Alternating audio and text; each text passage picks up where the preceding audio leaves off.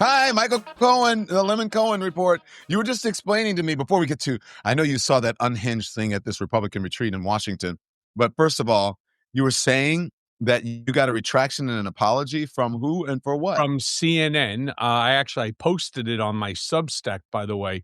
There's this one of the things I wrote about in my Substack today is the fact that news outlets today, all they care about is the clicks and the views, and they're keeping, for example, Venezuela, Maduro at the front, the middle, and the back of every single episode that they're running all throughout the day, as if this is the only thing that we should be thinking about. What about the Epstein files? What about affordability? What about Russia, Ukraine? What about still what's going on with Iran? What about what's going on with Israel, Hamas? I mean, there's so much more than just Maduro. And they had notable people who were incarcerated at MDC, which, by the way, is an absolute shithole from what I hear.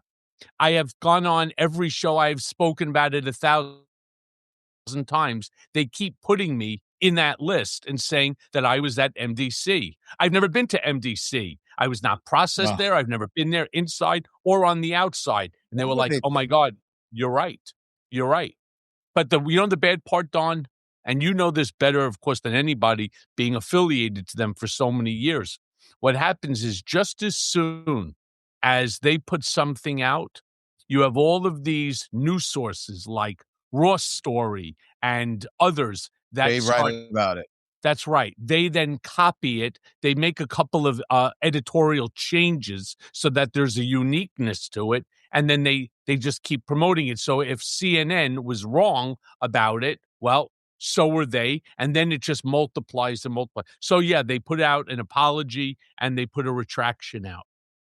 The problem for me is, well, number one, I'm surprised that CNN would do that because they have a very high, I know, very strict standards and practices department. At least they did when Rick Davis was there. I'm not sure who's in charge of it now, but Rick was very stringent, and I don't think that mistake would have been made under him.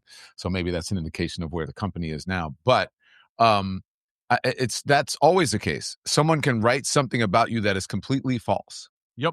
And Or say something about or you. say something, and which it's become increasingly now more common. So someone writes it. Some people don't even bother to change anything; they just write the same exact story.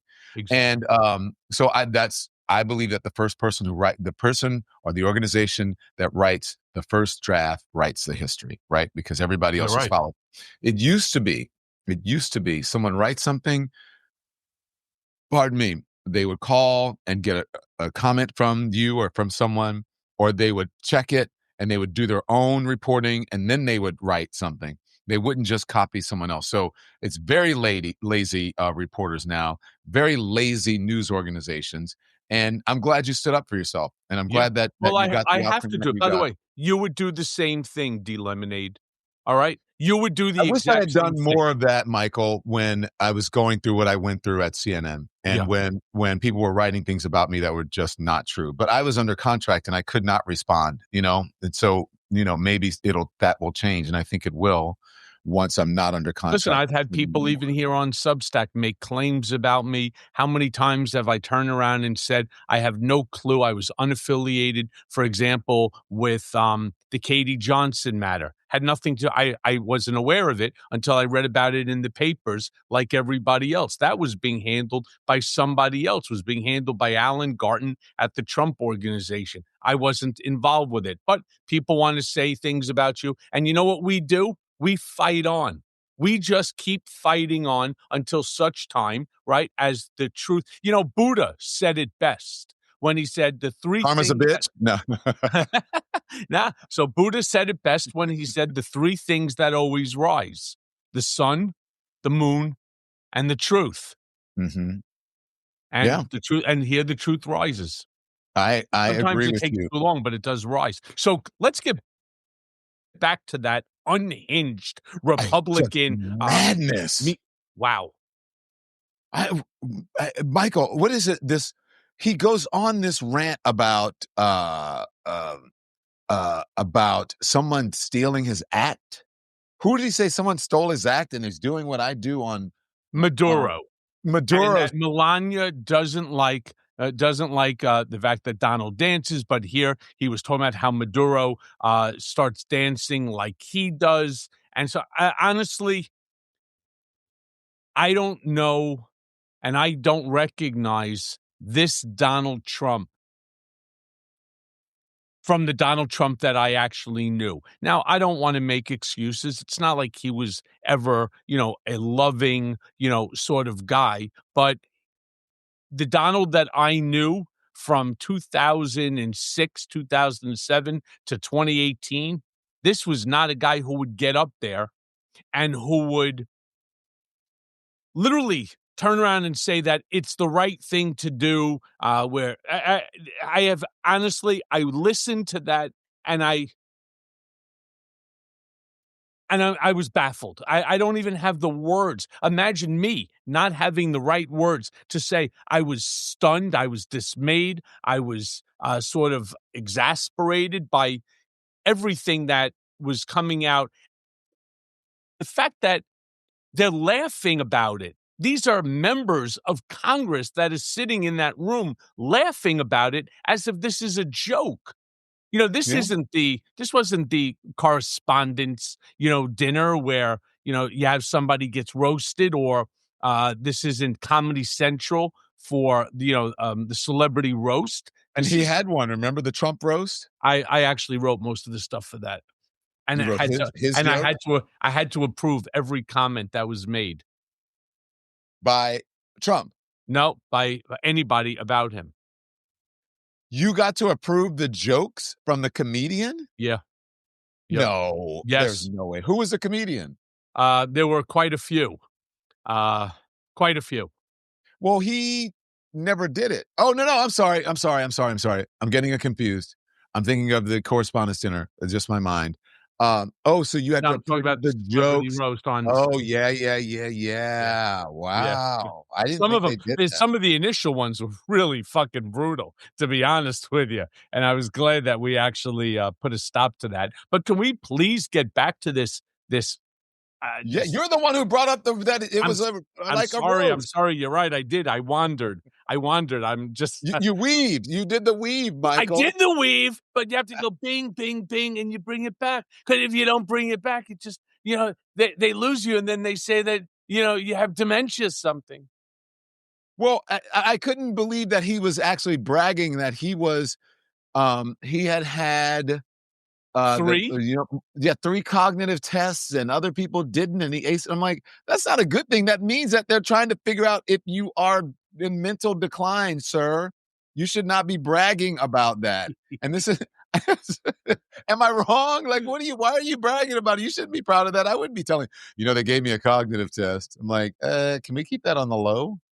By the way, cognitive tests do not determine, or they do not demonstrate intelligence. It's not an IQ test. A It's not an cognitive I it's right. it's not. It's a test of remembering, so to speak, and it's very basic facts. A cognitive test, depending upon, for example, your age, they'll ask somebody, how do you spell the word lemon?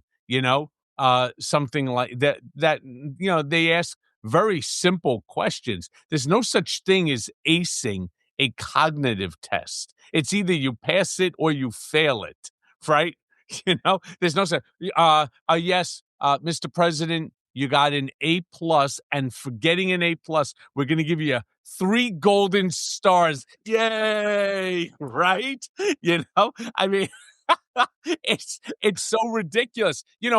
I was on my own Substack, as well as a couple of other podcasts, where I talked about, as an example, this entire scenario of these allegations that they make, which aren't based in fact. When he was talking about, for example, going for the MRI exam. And a lot of people in the comments were like, well, you're not a doctor. You don't know. Well, that's true. I'm not a doctor. I did do medical malpractice for over 6 years of litigation, right? I grew up in a house with doctors, but putting that aside, I grew up learning how to read JAMA and the American Medical Association. But putting all that aside, I've actually had MRIs and CT scans. So when he started talking about that, it was a very fast exam. MRIs are not fast. MRIs take at a minimum 30 to 40 minutes, at a minimum.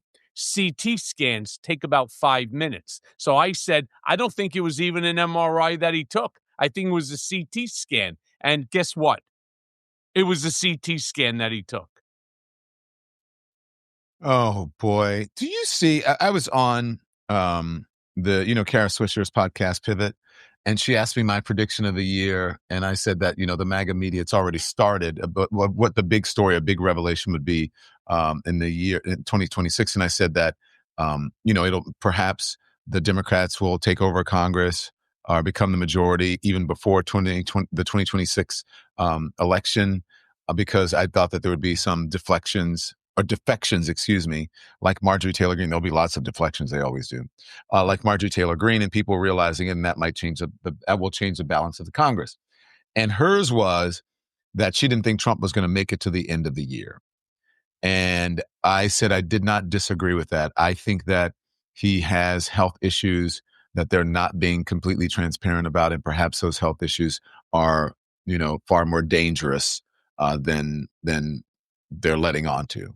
And I wondered how you feel about that, since you mentioned the CT. I don't think so. Yeah, I don't think so. Now, it is awfully peculiar, the fact that he has that bruising in the inner part of his hand between the thumb and the index finger. Have I seen both hands, right? Right. Have I seen scenarios where that's an infusion, an IV site, a port site? The answer is yeah. But what I've always found interesting, and again, knowing him as well as I do, after the first time that there was black and bluing, and he's very, very cognizant of the fact that everybody's asking the same question, which is why are his hands, black and blue over there? To the point that they have to bring Caroline Leavitt out to lie and say that he's on an aspirin regimen, which, by the way, he is. That is a true statement. I, for more than a decade and a half, watched the man every single day. In fact, I sometimes bought it for him. A 325 milligram Bayer aspirin, one a day. Now, let me be crystal clear to every single person out there. One aspirin a day. Why he takes it? Someone told him many years ago an aspirin a day is good for your heart. Okay, maybe 325 is more than what the studies have changed. Yeah, it's like a baby aspirin, or a very mild dose. Exactly. But he is a creature of habit. I watched him take that Bayer aspirin every single day for almost a decade and a half. That's true. But you do not get black and blue from taking one Bayer aspirin every single day. When they say 325 milligrams, it sounds like a big number, right? Now break it down to something that doesn't sound that big. It's one aspirin, right? Now, I'm on blood thinners. I've been on blood thinners for years now. You don't see any black and bluing in my hands, right? Mm-hmm. Do I sometimes get a black and blue mark? If I bang myself, sure. Does it bleed a little longer when I'm shaving? If I nick myself? Absolutely. But there's something else that's going on here. But do I think that his health is deteriorating? No. You know how you would know? I think you're proving my point. What's a common denominator when people are actually sick? What do you mean? What's a common denominator? They lose denominator? massive amounts of weight. Oh, because you're saying because he's fat, he's obese. I'm saying he's stayed consistent in his weight. No, it looks like he's gained. Because, by the way, even better then. But I think you're proving. I think you're somewhat, because I'm saying they're not being transparent about his health. I agree. And right, and so we don't know. Again, it's like the Epstein files. If you don't know, then all that's left is what your mind is going to come up with, and it's like if he's got the cankles, right, the swollen ankles, mm-hmm. he won't wear the compression socks, and his ankles are like giant. They look like my thigh. Okay, They do. I mean, or my cab at least, right? His ankle looks like that. And if he's got the bruising on both hands and he says it's from handshaking, which is, come on, give me a break. And if according to the reporting, Pam Bondi nicked him with her wedding ring and he had to, and cause bleeding, there's a problem. There's something going on. So that's why I say I don't believe obviously, I don't believe they're being transparent, and his health may be worse than they're letting on to. Yeah. By the way, Opinion. In my opinion. Why should you and I even waste a minute talking about this? I believe the president of the United States, I don't care if they're 45, I don't care if they're 95, they should not have the right to hide behind HIPAA. Right. You are the president of the United States. Your health matters to the country, and I believe that the American people have an absolute right to know everything. Mm-hmm. And by the way, if you are opposed to that, there's a great solution. Don't run. Don't run. Don't become the president of the United States. Right. But, he's all about transparency because he released those tax returns, and we've seen all of them.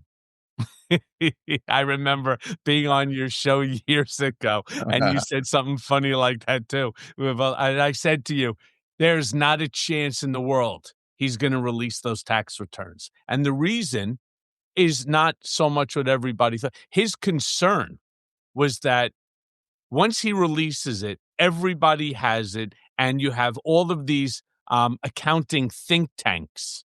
So even if hypothetically there's something that maybe could pass scrutiny, they will turn around and make such an issue out of it. And so instead, he turned around and he made the claim that he's under audit. He's always under audit. He's constantly under audit, and that his counsel will not, permit him within which to do it. Nobody under audit would ever release their tax returns. And I'm not really sure I understand why.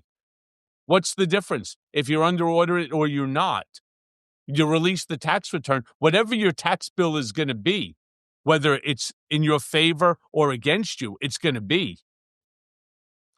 Yeah, but I don't think he shouldn't be able to hide behind that excuse. So by the way, not.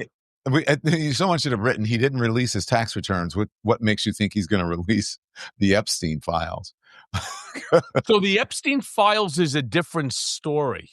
I know. Obviously one, and the same with his tax returns. But the Epstein file it's a very interesting legal issue, more so than anything right now, because Congress unanimously passed its release on December 19th. That's the 30 days after Trump signed the document demanding the Epstein Transparency Act. We are now somewhere about 2-3 weeks post the date that it was supposed to be, it was supposed to be released unredacted except for the names. Well, It obviously isn't. In fact, we just learned that there's approximately 2 million documents, 1 million new documents and 1 million old documents that they're still playing with to see what needs to be redacted, what doesn't necessarily need to be redacted, et cetera, et cetera. And that's now a real issue because, as it states in the Constitution, we are a tripartite system of government. Not only, by the way, did the legislative branch vote on this, but the president, the executive, went ahead and signed it too. So what's stopping this? And I believe, and I can't stand when I listen to whether it's Hakeem Jeffries or Schumer or any of the other Democrats who sit there and they turn around and they say, well, we're now looking at all of our options. You're looking at the options. How many options do you think that there are, genius? You file a fucking lawsuit against Pam Bondi and the DOJ, all right? And then you call bring it a in day. the third. What's that? And call it a day. And then you start, continue on with the rest of the process. You call them into for hearings, right? Amen.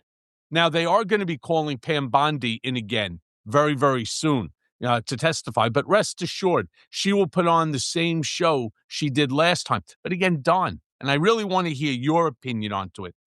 There's only one option, and it's not a novel option. It's something that has been done in the past, and there are plenty of lawyers that sit, whether it's the House of Representatives or the Senate, file the freaking lawsuit, walk it over. You want Hakeem wants a what do you go to a Schumer? They want a what do you call it, a 5-minute clip to put out there. Walk over the summons and the complaint with a process server and serve it right there on her in the DOJ, and then serve Kash Patel the same way with the FBI.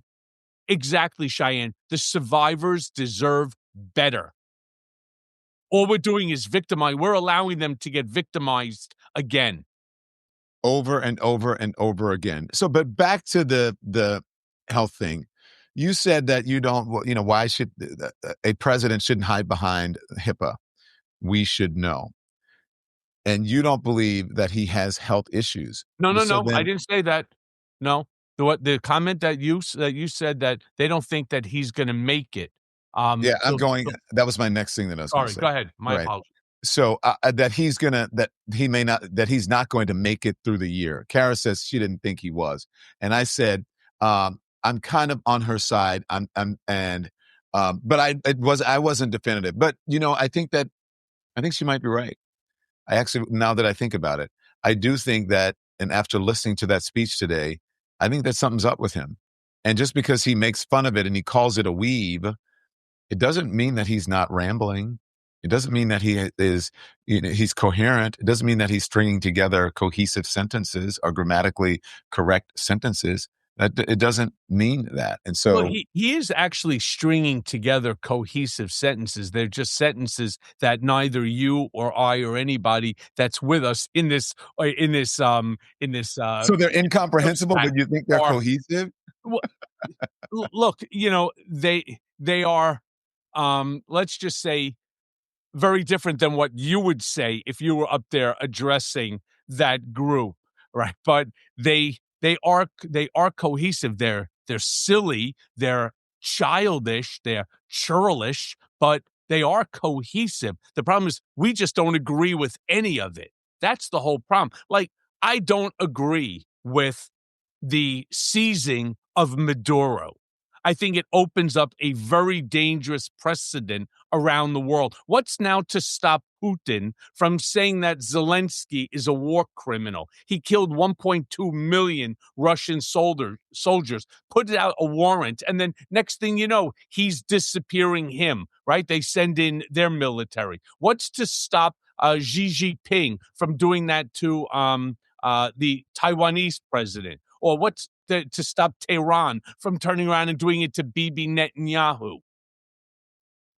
What's to stop Emmanuel Macron from doing it to Donald Trump? Nothing. Not any longer. That's what I'm saying. I said that yesterday when I first heard about it, when he said the guy's a criminal, he is accused of stealing the last election, right? And I said, well, then what's the difference between the two? Donald Trump is a convicted felon.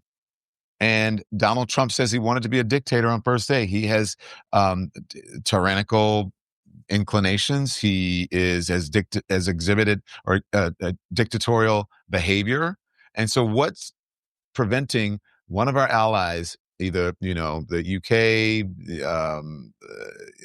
France, whatever, what is preventing them from coming here and grabbing Donald Trump and taking him off to face him, or either Pete Hegseth to face, convictions or an indictment on war crimes? By the way, you bring up an incredible point, one that actually I didn't even think of, because I've been focusing the precedent that Trump just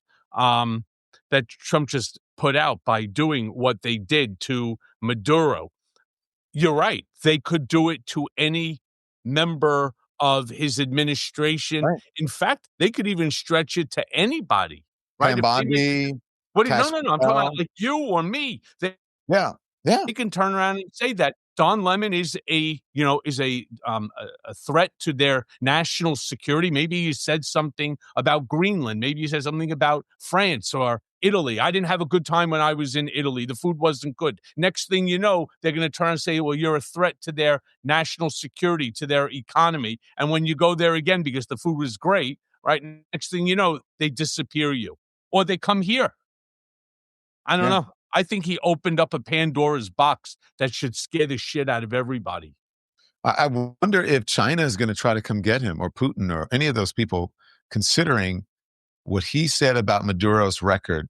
His record is not that far off. And so those folks can say, this guy has, he has some members of his administration have given away military secrets, i.e. the signal gate, right? Yep. And the other thing, I think there was a second, wasn't there a second signal gate? Was there two signal There were gates? two signal gates, but Yeah. even before signal gate, in the first administration, why are people forgetting about Helsinki?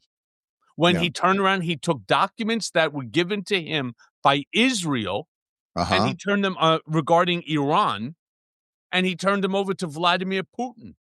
What about the Ukraine call to Zelensky about Joe Biden, that Right. he was impeached over? Yeah.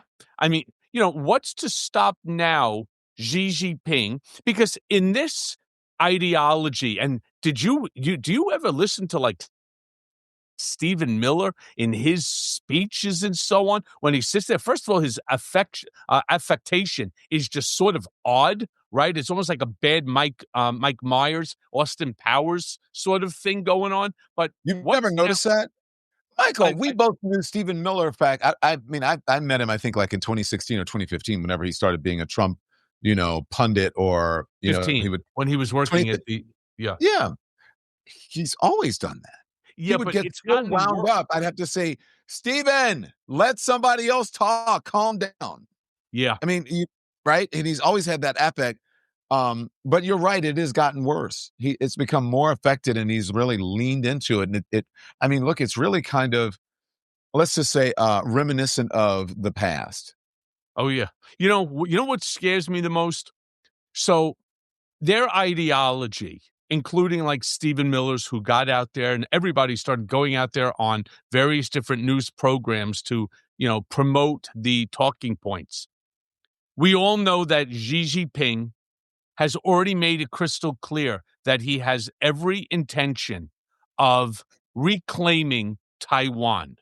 So what's now for Xi Jinping to declare that Qingtai, who is the president of Taiwan, is not a national security threat? What's to stop China with their forces in going in? Because like Stephen Miller or Trump or the whole group of them will turn around and say something like this. We're bigger than you. We're stronger than you. We could do whatever we want. Yeah. That's what they're saying. That's what Stephen Miller is saying. And by the way, they're tweeting out, I think it's it's not the Defense Department. It's I forget what it is. Department of War? No, it was the State Department is tweeting out, this is our hemisphere, or we own this hemisphere. Yeah. I mean, Stephen Miller's comment on CNN when he said, let me tell you that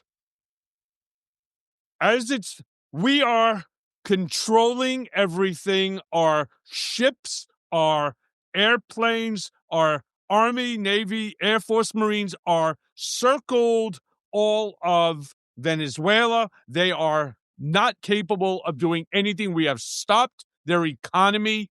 They must ask us for permission if they want to exist. And you say to yourself, holy shit. I thought Trump was the president of peace. I thought he's the guy that got us out of 8 wars. Looks like he's getting us into 9. Yeah, you know what they said about another leader from years ago, that he had a micro penis, and I believe that's the kind of behavior. Jesus. You never heard that? You never heard about that? Do we have to go there? Yes, I've heard that. Yeah, so I just think, when people start sounding like that, it's an indication that, you've gotta show some bravado, and I'm a man, and it's like, well, what's behind all of that? That's all Well, I wonder. That's what I wonder. probably more to the fact that he probably got the shit smacked out of him, I was gonna say. through his whole Mhm. life and so on. And now he has this power. By the way, people don't understand the power that even someone like Stephen Miller, all of these folks have. When you walk into the gates, right, and you have that access and you're able to pick up a phone and call anyone at any time and get what you need accomplished without any delay, there's a real sense of power. And Steve Miller is actually leaning into it. Not just him, but so is his wife. They all believe that they are irreplaceable, that they are the centers of the universe. You watch Lutnick saying the stupid shit that he's doing. You got Lindsey Graham now hanging on to My God, Trump's did you arm. see him? I was like, what? And he's there like, look, this is good. And the president is amazing. And don't you think that wait to see how prosperous we become with all these deals from Venezuela? This is a great thing. I'm like, Lindsay, you sound like the guy on Will and Grace. What was his name? Beverly Leslie. Uh-huh. I was like, Uh-huh. what is Beverly Leslie doing? It's so true. There's something with Lindsey Graham, but Lindsey Graham, you're right, JG, right? Absolutely wants to be a power player. He does. He wants to be, but that was good. It almost A sounded power something, but I won't say it on this thing. exactly, but it is right. I mean, it's a complete and total joke. Well, look, let me just say this.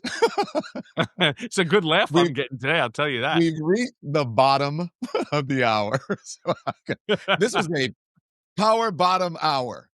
Exactly. Ah! All right, brother. Hey, By the look, I way, let told you. me ask you one last question before we go. Yeah. When you and I on our Tuesdays have our Lemon Cohen report, or you go on, throughout, whether it's your YouTube, any of the other social media platforms that you rock on, and everybody should follow Don Lemon everywhere. And if you're a Don Lemon subscriber, please subscribe to me and vice versa. But here's the important question that I really want to ask you. You and I and so many others have such material to discuss every time that Trump goes to the rear of the aircraft of Air Force One to speak to the press. Why does he do that? Why not What? somebody just say to him, boss, why don't we go have a couple of Big Macs up front? Let's knock down a couple of bags of Oreos and Lay's potato chips. That's his favorite, by the way. Or some Vienna fingers and a few Diet Cokes. Let's kick back, watch a fucking ball game, or let's watch your favorite movies, the good, the bad, and the ugly.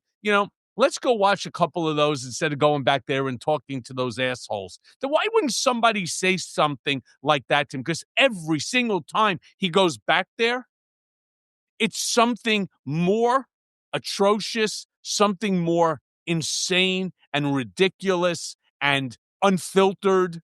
Well, you know why they won't. First of all, they're yes people. You're talking about the people around him. Why I don't am. they say that? And he's looking for that moment. He's looking for that moment so he can shape the news cycle. He's looking for that moment to distract from the Epstein files. He's looking for that moment so that people can start talking about that instead of his fledgling poll numbers, his diminishing poll numbers, and that he's going to be that he is a lame duck at this point. That's why he's back there, because he loves it. It's a show.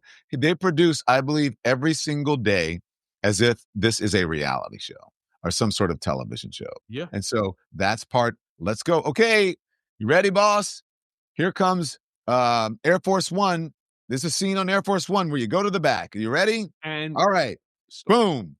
Open the curtain and roll it. That's what they're doing.